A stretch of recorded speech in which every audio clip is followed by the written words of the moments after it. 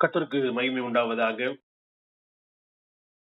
இந்த புதிய மாதத்தின் முதல் நாளிலும் கூட உங்களோடு கர்த்தருடைய வார்த்தையை பகிர்ந்து கொள்வதில் மகிழ்ச்சி அடைகிறேன். கடந்து போன மாதங்களில் ஆண்டவர் நம்மை அற்புதமாய் நடத்தி வந்தார். ஒவ்வொரு நாளும் நம்முடைய தேவைகளை சந்தித்து ஆவிக்குரிய இம்மைக்குரிய எல்லா பாதுகாப்பையும் ஆசீர்வாதங்களையும் கொடுத்து கர்த்தர் நடத்தின விதங்கள் மகத்துவமானது. அதை போல இந்த மாதமும் நம்முடைய ஆண்டவர் மாறாதவர், நம்மை மறவாதவர். அவர் அற்புதமான வழியில் நம் ஒவ்வொரு நடத்துவார் என்பதில் எந்த விதமான சந்தேகமும் நமக்கு தேவையில்லை. நாம் புதிய கல்வி ஆண்டை தொடங்குகிறதான மாதத்தில் இருக்கிறோம். எல்லா குடும்பங்களும் அவருடைய பிள்ளைகளுடைய கல்வியை பற்றியதான எதிர்பார்ப்பு, பதற்றம், இப்படி பலவிதமான சூழல்களை நாம் புதிய கல்வி ஆண்டில் பிரவேசிக்கும் பொழுது பார்க்கிறோம். இந்த சந்தர்ப்பத்தில் ஒவ்வொரு குடும்பத்திலும் உள்ள ஒவ்வொரு பிள்ளைகளுக்கும் விசேஷமான ஞானமும் அறிவும் கல்வி சார்ந்ததான தெளிவும் ஒவ்வொருவருக்கும் வேண்டும் என்பது எல்லா பெற்றோருடைய விசேஷித்த ஜெபமாக இருக்கிறது. அந்த அடிப்படையில் இந்த நாளிலே சில வேத வசனங்களை உங்களோட நான் பகிர்ந்து கொள்ள வாஞ்சிக்கிறேன். நாம் சேவிக்கிற கர்த்தர் தான் ஞானத்தின் உறைவிடமாக இருக்கிறார். சகலவிதமான ஞானமும் அவரிடத்துலதான் இருக்கிறது. திரித்துவ தேவனும் ஞானம் உள்ளவர். அதாவது ஆண்டவரை பற்றி வேதம் சொல்லுகிறதான ஒரு காரியம், அவர் சர்வ ஞானம் உள்ளவர். அவர் எல்லாவற்றையும் அறிந்தவர். அவருக்கு மறைவானது ஒன்றுமே இல்லை. பிதா, குமாரன், பரிசுத்த ஆவியாகிய திரித்துவ தேவன் சர்வ ஞானம் உள்ளவர். சங்கீதம் 139 1 முதல் 12 வசனங்களை நாம் வாசிக்கும் பொழுது பிதாவாகிய தேவன் சர்வ ஞானம் உள்ளவர் என்று நாம் வாசிக்கிறோம். அவர் எல்லாவற்றையும் அறிந்திருக்கிறார். தேவனுடைய மனிதனாகிய தாவீது எவ்வளவு தெளிவா எங்க சொல்லுகிறார், நீர் என்னை ஆராய்ந்து அறிந்திருக்கிறீர், என்னுடைய நாவிலே சொல் பிரவாதத்திற்கு முன்னமே இதோ கர்த்தாவே எல்லாவற்றையும் நீர் அறிந்திருக்கிறீர். நான் பாதாளத்துல போய் ஒளிந்து கொண்டாலும் ஆகாயத்திலே பறந்து அப்படி போனாலும் எங்கிருந்தாலும் எல்லாவற்றையும் நீர் அறிவீர், இருளும் அந்தகாரப்படுத்தாது என்று தேவனுடைய மனிதன் சொல்வதை இந்த வேத போதில் நாம் படிக்கிறோம். பிதாவாகிய தேவன் சர்வ ஞானம் உள்ளவர் என்பதை இந்த வசனம் சொல்கிறது, இந்த வேத பகுதி சொல்கிறது. அடுத்தபடியாக நீதிமொழிகள் 8ஆம் அதிகாரம் 9ஆம் அதிகாரங்களில் மிக பிரதானமாய் சொல்லப்படுகிறதான காரியம், நம்முடைய ஆண்டவராகிய இயேசு கிறிஸ்து சர்வ ஞானம் உள்ளவர். இயேசு அதாவது பழைய ஏற்பாட்டுக்கு என்று அப்படி, புதிய ஏற்பாட்டுக்கு என்று அப்படி கிடையாது. ஆண்டவராகிய இயேசு எல்லா காலமும் உள்ளவர். மனித அவதாரம் எடுத்ததா 2000 வருஷம் ஆகுதை தவிர அதற்கு முன்பதாகவே ஆண்டவராகிய இயேசு இருக்கிறார். யோவான் 11ஆவது அதிகாரம், யோவான் 8ஆவது அதிகாரத்தில் சொல்லும்போது ஆண்டவர் சொல்றாரு, நான் ஆபிரகாமுக்கு முன்பதாகவே இருக்கிறேன் என்று சொல்லுகிறார். ஆகவே ஆண்டவராகிய இயேசு சர்வ ஞானி என்பதை, எல்லாவற்றையும் அறிந்தவர் என்பதை நீதிமொழிகள் குறிப்பாக 8ஆம் அதிகாரத்தில் நாம் வாசிக்கிறோம். அவர்தான் ஞானம். இயேசுதான் ஞானத்தின் உறைவிடம். அவரை போல ஞானம் உள்ளவர்களை எவரையும் நம்மாலே கண்டுபிடிக்க முடியாது. அதாவது திரித்துவ தேவன் ஞானம் உள்ளவர் என்பது பைபிள்ல ஆதியாகமம் 1ஆம் அதிகாரம் முதற்கொண்டு வெளிப்படுத்தல் 22ஆம் அதிகாரம் வரை இருக்கிறது தான். ஸ்பெசிபிக்கா இந்த வசனங்களை நான் உங்களுக்கு சொன்னேன். அதே போல தேவ ஆவியானவர் நம்முடைய உள்ளந்திரியங்கள் எல்லாம் அறிகிறவர்.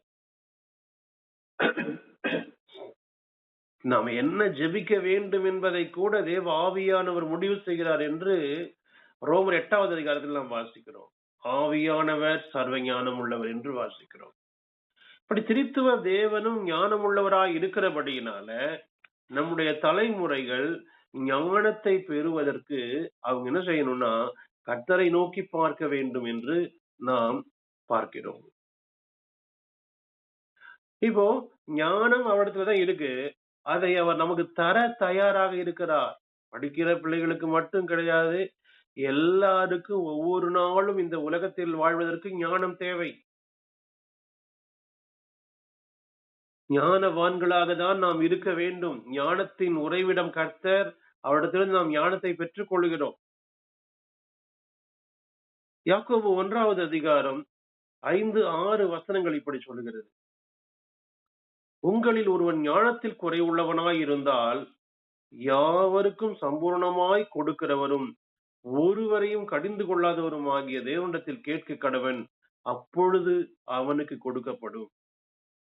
ஆனாலும் அவன் எவ்வளவேனும் சந்தேகப்படாமல் விசுவாசத்தோடே கேட்க கடவன்.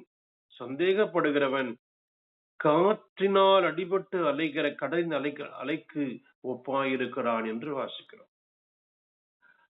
அப்போ ஞானத்தில் குறைவு இருந்தா நாம் அந்த ஞானத்தை தேட வேண்டிய இடம் நம்முடைய ஆண்டவராகிய கர்த்தர் தான், திரித்துவ தேவன் தான்.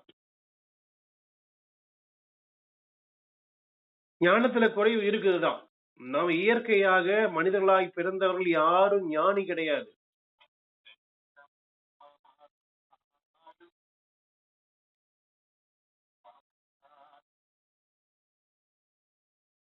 ஞானத்தில் குறைவு உள்ளவர்கள் தான் நாம். அப்ப அந்த அறிவுள்ளவர்களாகிய நாம் கர்த்தரை தான் கேட்கணும். ஞானத்தில் குறைவுள்ளவனாய் இருந்தால் கர்த்தரை கேட்கணும். அவர் எப்படிப்பட்டவரு? யாவருக்கும் சம்பூர்ணமாய் கொடுக்கிறவர், ஒருவரையும் கடிந்து கொள்ளாதவர். அவர்தான் தேவன். இப்ப நம்ம சில நேரம் மற்றவங்களை அற்பமா நினைவோம். சின்ன சாதாரண விஷயத்தை கூட சிலர் புரிந்து கொள்ள மாட்டாங்க. அதை பற்றி பேசும்போது நமக்கு கோபம் வந்துடும். இந்த ஒரு சாதாரணமான ஒரு விஷயம் கூட அவங்களுக்கு தெரிய மாட்டேங்குது என்று நாம் அவங்களை கடிந்து கொள்வோம். ஆனா நம்முடைய பரம தகப்பனாகிய கர்த்தர் அப்படி கிடையாது. எவ்வளவு எளிமையான, லகுவான, சாதாரணமான விஷயமா இருந்தாலும் அதை பற்றிய ஞானமும் அவங்களுக்கு இல்லைன்னா அவங்க கேட்கலாம். அவர் என்ன செய்ய மாட்டாரு? அவர் கடிந்து கொள்ள மாட்டாரு. அதே போல சம்பூர்ணமாய் கொடுக்கிறவர். உலகத்துல எந்த மனிதனும் எதையும் யாருக்கும் சம்பூர்ணமாய் கொடுத்து விட முடியாது. ஒரு அரசாங்கம் மக்களுக்கு எல்லாவற்றையும் சம்பூர்ணமாய் கொடுத்து விட முடியாது. பெற்றோர் தங்கள் பிள்ளைகளுக்கு எல்லாவற்றையும் சம்பூர்ணமாய் கொடுத்து விட முடியாது. பிள்ளைகள் பெற்றோர்கள் எல்லாவற்றையும் சம்பூர்ணமாய் கொடுத்து விட முடியாது. நமக்கு அறிமுகமானவர்கள், சொந்தங்கள், உறவுகள் நமக்கு எதையும் சம்பூர்ணமாய் கொடுத்து விட முடியாது. எல்லாவற்றையும் சம்பூர்ணமாய் கொடுக்கிற ஒருவர் நாம் சேவிக்கிற கர்த்தர் மட்டும்தான். ஞானம் சார்ந்த விஷயமாகட்டும், பொருளாதார காரியமாகட்டும், ஆவிக்குரிய காரியமாகட்டும், ஆரோக்கியம் சார்ந்த காரியமாகட்டும், பாதுகாப்பு சம்பந்தப்பட்ட காரியமாகட்டும், எதுவானாலும் எல்லாவற்றையும் சம்பூர்ணமாய் கொடுப்பவர் நாம் சேவிக்கிற கர்த்தர். அவர்கிட்ட மட்டும்தான் நாம் என்ன செய்யணும்? அதை கேட்க வேண்டும். அடுத்து யாக்கோபு இன்னொரு அறிவுரை சொல்லிக் கொடுக்கிறார். ஆனாலும் அவன் எவ்வளவேனும் சந்தேகப்படாமல் விசுவாசத்தோட கேட்க கடவன்.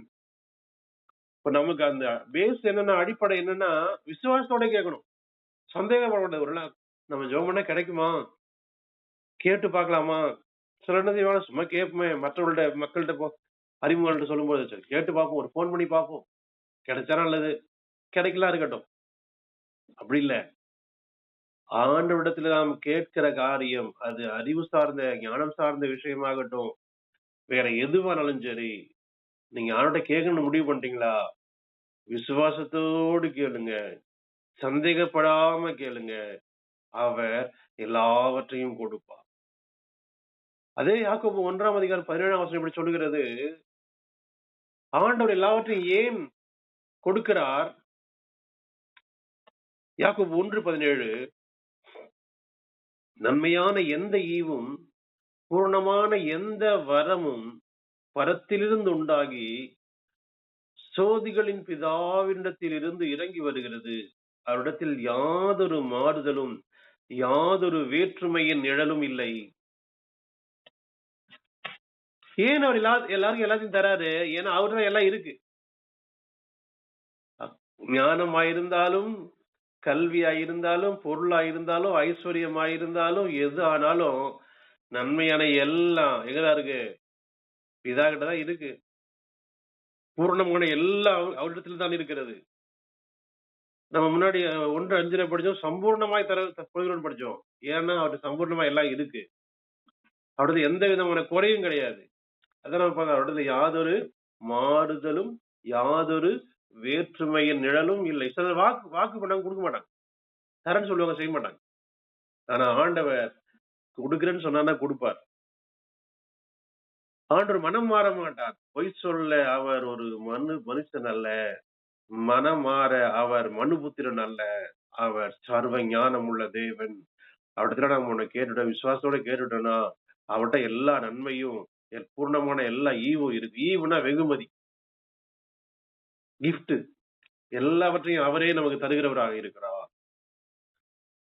அப்போ இந்த புதிய கல்வியாண்டுக்குள் பிரவேசிக்கிறதான ஒவ்வொரு பிள்ளைகளும், அதைப்போல பிள்ளைகளை கல்விக்காக சேர்க்கிறதான ஒவ்வொரு பெற்றோரும், ஒருவேளை நாம் பிள்ளைகள் கல்வி சார்ந்த ஞானம் மட்டும் அவங்க கேட்டா போதும்னு நினைப்பாங்க. ஆனா பெற்றோர்களாகிய நாம் இந்த வருடம் முழுதும் கல்விக்குரிய தேவைகள் இருக்கிறது, பிரயாண பாதுகாப்பு இருக்கிறது, அதே போல ஆரோக்கியம் சார்ந்த காரியங்கள், பிள்ளைகளுக்கு எந்த விதமான சரீர பலவீனங்கள், வியாதிகள் வராதபடி கர்த்தர் காத்துக் கொள்ள வேண்டும் என்று அதை பற்றியதான சிந்தை, இப்படி எல்லாமே நாம் என்ன செய்யணும்னா ஆண்டவரிடத்துல கேட்டு பெற்றுக்கொள்ள வேண்டும். பிள்ளைகள் பெரிய அளவில ரொம்ப கவனமா இருப்பாங்கன்னு சொல்ல முடியாது.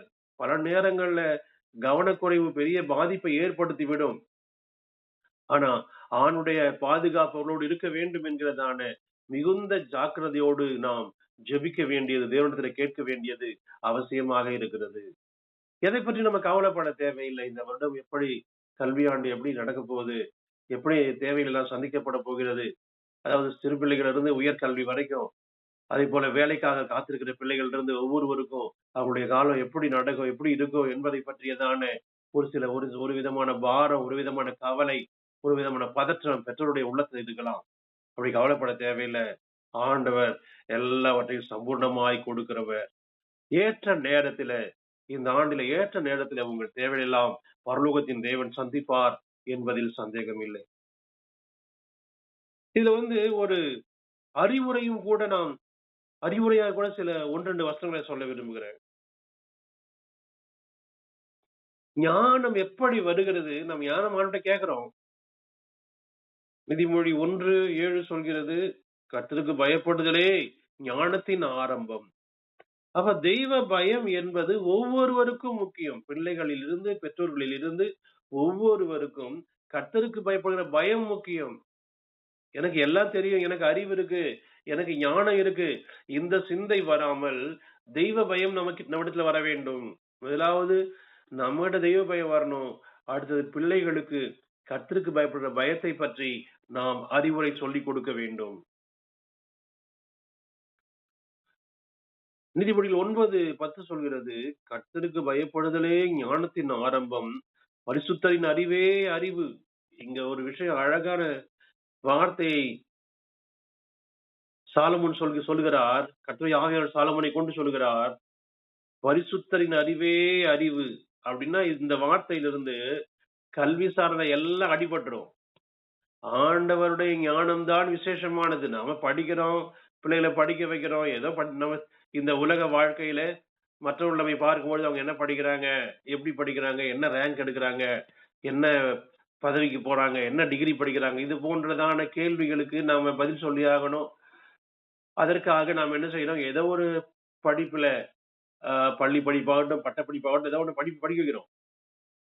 ஆனா உண்மையான அறிவு பரிசுத்தரின் அறிவு மட்டும்தான். இந்த உலகத்துல மெய்யான வேற எந்த மெய் ஞானம், மெய் அறிவு வேற எதுவுமே கிடையாது. ஆண்டவருடைய ஞானம் மட்டும்தான், பரிசுத்தரின் அறிவு மட்டும்தான் மெய்யான அறிவு.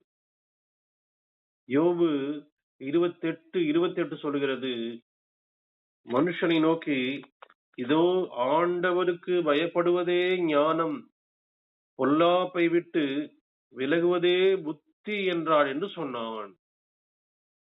கர்த்தருக்கு பயப்படுறதுதான் ஞானம், பொல்லாப்பை விட்டு விலகிறது தான் புத்திசாலித்தனம் என்று கர்த்தருடைய வார்த்தையில் வாசிக்கிறோம். சங்கீதத்தில் படிக்கும் பொழுது, தீமையை விட்டு விலகுவதே கர்த்தருக்கு பயப்படுகிற பயம் என்று எழுதியிருக்கிறது. அன்பானவர்களே, இந்த வசனங்களை நாம் நினைவிலே வைத்துக் கொண்டு கர்த்தருக்கு பயப்படுகிற பயத்தில் நாம் வளர வேண்டும். நம்முடைய அடுத்த தலைமுறைகளை கர்த்தருக்கு பயப்படுகிற பயத்திலே நாம் வளர்க்க வேண்டும்.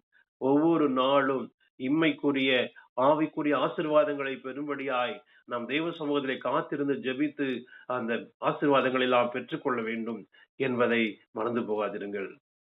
கர்த்தருக்கு ஸ்தோத்திரம். அவரிடத்தில் தான் பூரணமான ஞானம் இருக்கு. அவர்தான் நன்மையான ஈவுகள் இருக்கு. அவர் ஒருத்தரையும் கடிந்து கொள்ள மாட்டார். அவர் சம்பூர்ணமாய் எல்லாவற்றையும் கொடுக்கிறவர். அவர்கள் எல்லாவற்றையும் கேட்போம். இந்த புதிய மாத சகல ஆசீர்வாதங்களையும் கர்த்தருடைய பாதத்திலிருந்து பெற்றுக்கொள்வோம். கர்த்தர் தாமே இந்த வார்த்தையால் நம்மை ஆசீர்வதிப்பாராக. ஆமென்.